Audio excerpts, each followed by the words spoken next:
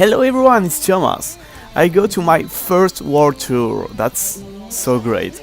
I'm doing this as a post commentary after making the actual clips because of a mic issue. But yeah, my first world tour after going to Madrid for the European finals and then going to Monaco for the world finals, I go to the first world tour of 2019 in Paris, in my own country, in my own capital. So here is my hotel room. As usual, Gran Turismo just give us like the best they can provide. 4-star hotel, the Westin. Yeah, really nice. Really nice to be here. Really nice to be a competitor, and yeah, just that's so great.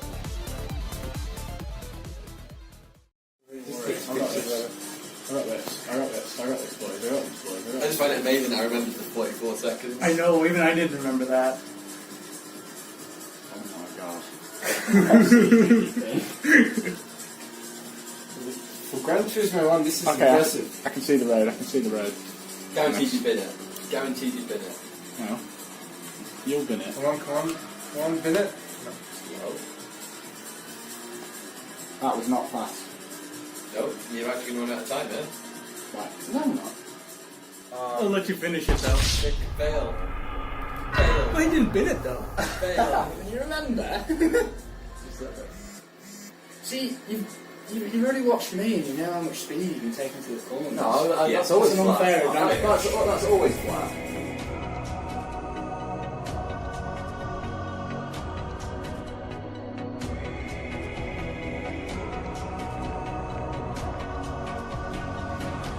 Sometimes in life, we all feel left alone in the mist of everything we see, blinded by what's in front of what others may think is the way. Only we can change the world. Now it's time to wake up.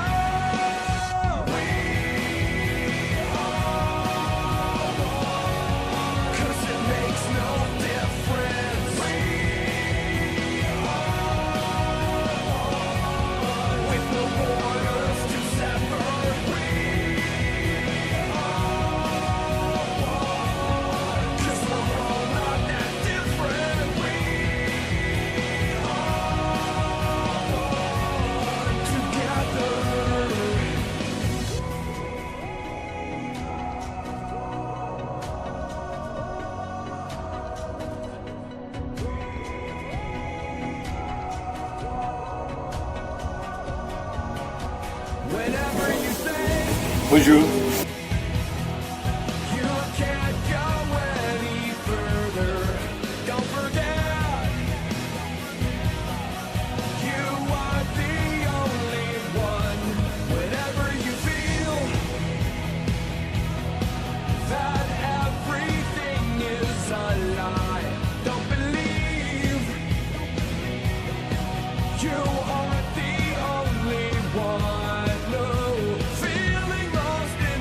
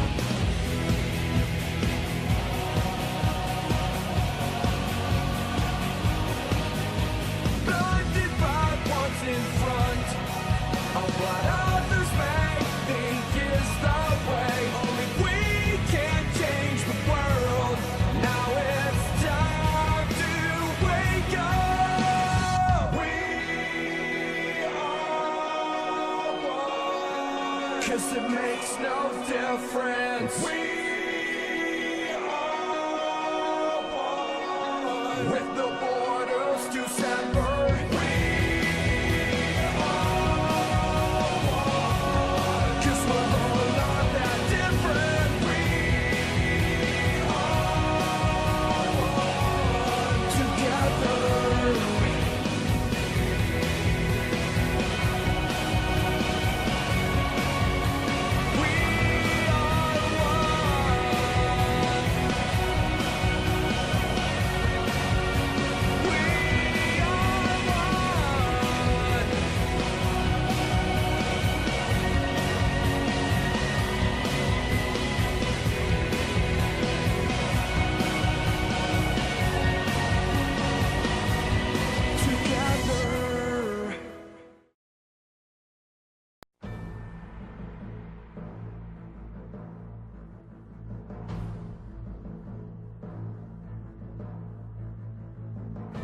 Enjoy yourself.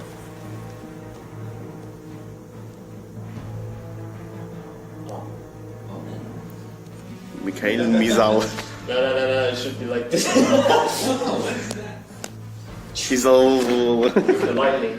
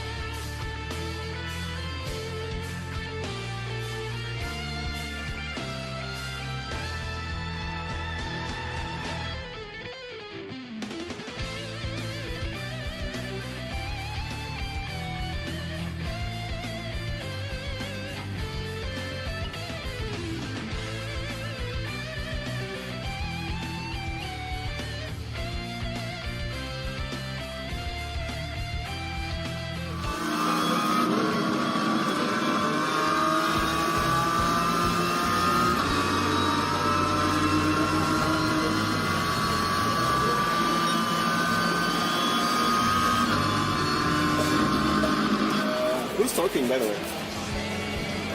Oh no. Oh no. I hope Body is recording. Oh no. Oh. The bled thing. You're so loud.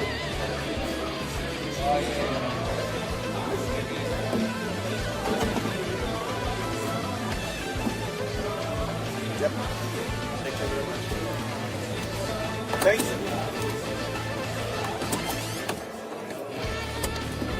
Hello. Sí, hola, hola. Sin radio.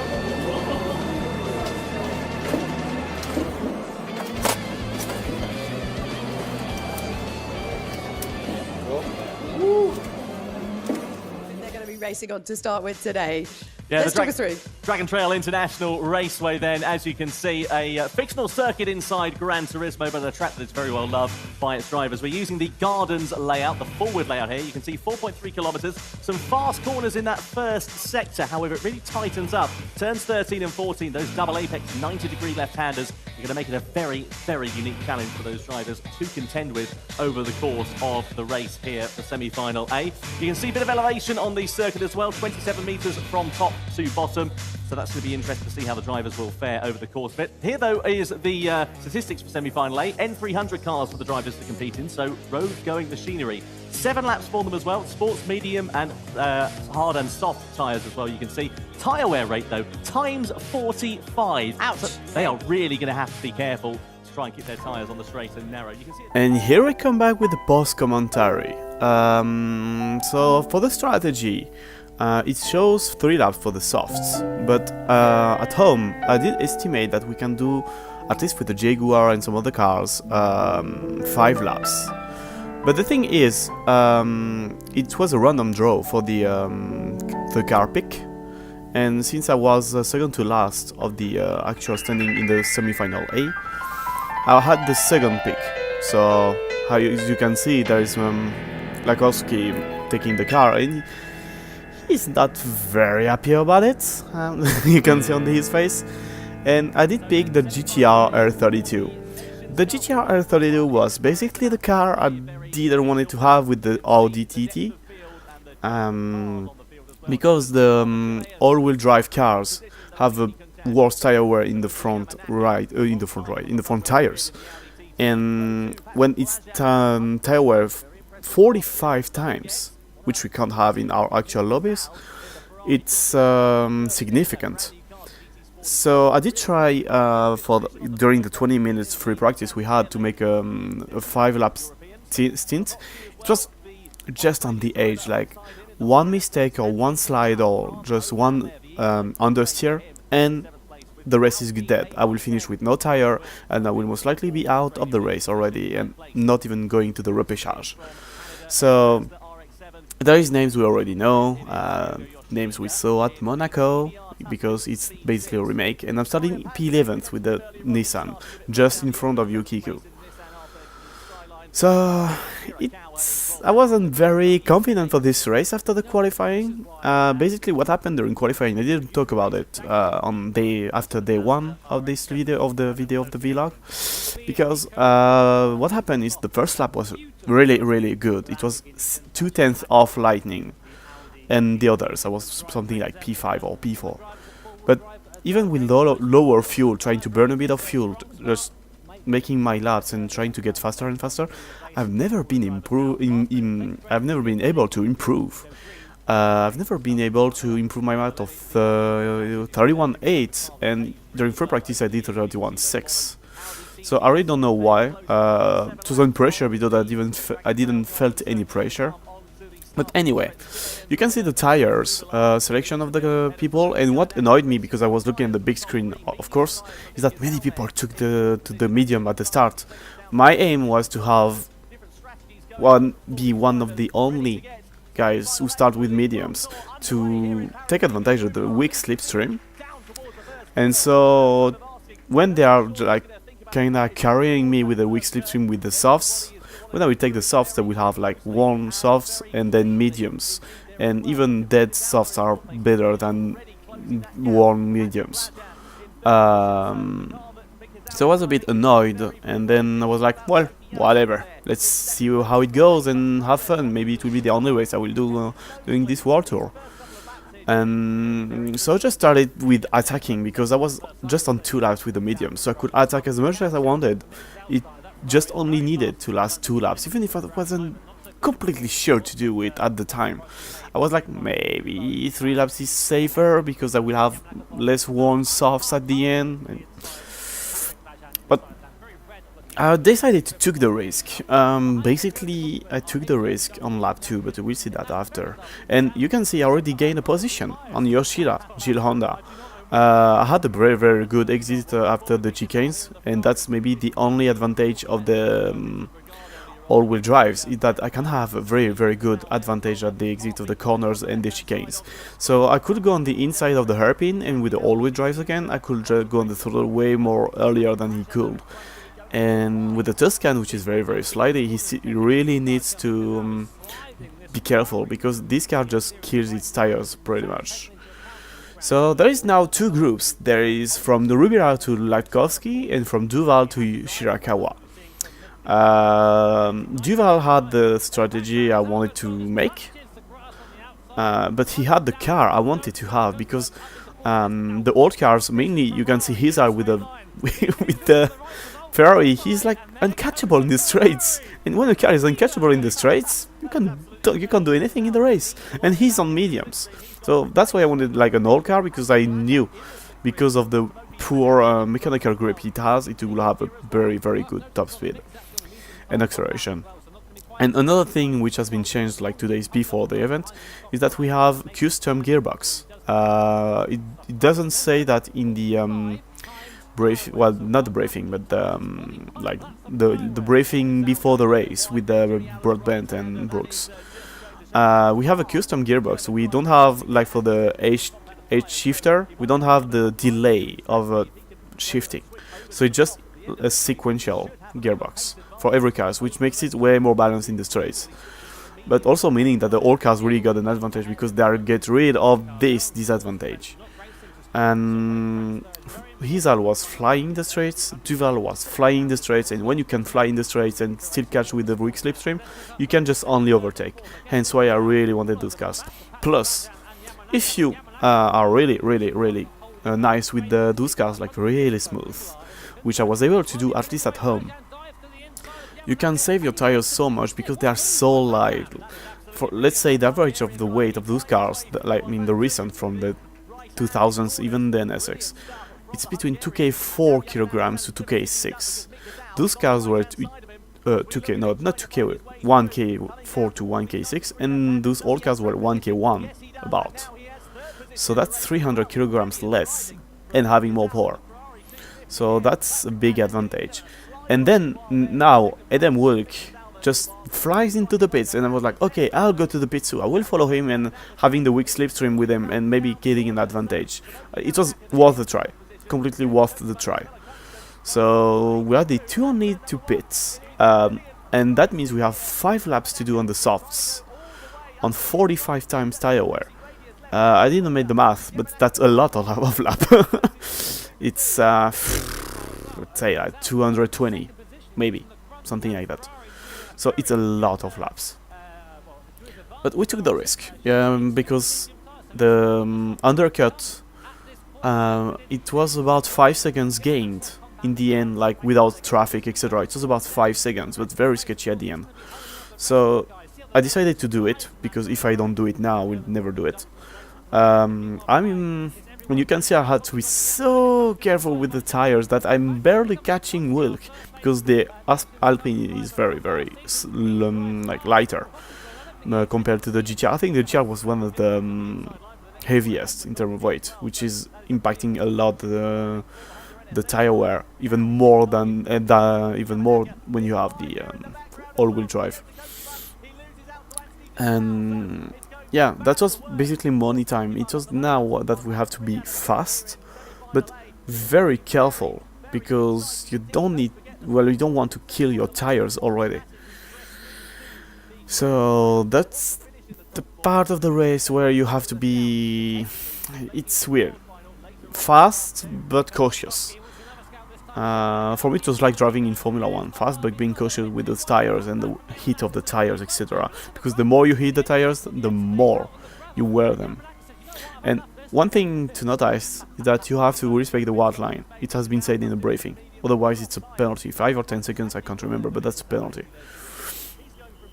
And when you see Yamanaka having struggles with his car against mediums when he's on softs, considering the skill level of this driver, it's very unfortunate, and you see how poor this guy was on this car selection, sadly. From every ranking, the TT was basically one of the lastest, and for me, the GR was the second to last, from the one we could try, because this Ferrari and Rubilar's Lamborghini, we don't have them in the game. No way we can practice them. So you have to just figure it out on the way, even though I'm pretty sure they drive like kind of similar to the other Countach and the E-type, sorry, but yeah. And look at Duval, he has so much straight, but he has also no brakes, so yeah. And here I am, right behind this pack, with my 1 lap more worn tires, so I'm just, okay, I'm in traffic. I will try to get like the slipstream, but the issue is that they fight so hard, I'm losing a shit ton of time, and I can't get through because I don't have, because yeah, I didn't talk about one thing. The GTR don't have power, or it does, but it's so heavy that it's not enough, and have to speed so careful on the throttle. Just look how careful I have to be on the throttle, like yes, nope, yes, nope, up, flat out. It's normally I'm like way more violent on the throttle, and now I'm not. So yeah, because throttling and turning me, it does mean killing the tires. And battling, that means I lose a lot of time. See, Wilk, he's like 1 second ahead of them, and with the weak slipstream, it's significant. I try to keep the slipstream, but even with it, I'm not able to catch pretty much. And then you don't see it, but I'm right behind, and when I want to turn, there's Lakowski on the inside and me on the outside, so I'm like, I can't turn. So I have to let him pass, and then Kokumbun will... No, it's not Kokumbun, it's Brooks who will pass me. I'll literally let him pass, because I'm like, whatever. I don't want to lose time, just go ahead, let's go battle. And I will just follow you with a slipstream, because my tires are already like half gone right now. About half gone. It's how bad it is in tire wear. It's... 1 lap was about 20% of tires. Each corner you have to adjust the car. So... And then Duval goes like so bad on Wilk. I mean, he did let him pass on purpose, but yeah, that's unfortunate because it's a time loss for both of them. But yeah, I think it's racing in a way, even though it's not the kind of move we don't want to see. But with the pressure and so, and the tire, well, not the tires, but the brakes of the E-type. And I'm ninth. At this point, I'm like, okay, I'm fine, but I see the gap like going down. I'm like, okay, there's 2 laps, there's no way I will keep up with them. There's no way I will be able to keep up with them. And I was looking on Shirakawa's screen because it was like on my right. It was on my right. And I was looking at his screen to see where he was, because I knew he was last, but I wanted to see where he was on track, if he was close to the guys or just a bit more further, so I had like a bit of margin. So yeah, I don't know what to say right now. It's the second to last lap. The NSX was a very, very good car. It was a very good car. But yeah, you can see how bad the TT is, sadly. Well, I guess that's how it is. And then just behind you see the 2 wide. I don't want to let pass Kokunbun, but I don't want to make him like go too wide. It was very close for both of us. But in the end, he finally got me. And at this point, I'm like, okay, just go. I will just follow you. And I stole 2 tenths, 1/10.6, 1/10.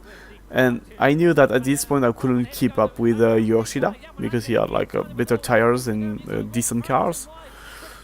So I did let him pass. I'm back in 11th with dead tires. You see Wilk how much he struggles because he did pit at the same time as me, but he had better tires still. Because the engine is on the back, so that means he can balance it a bit more. At least I could. But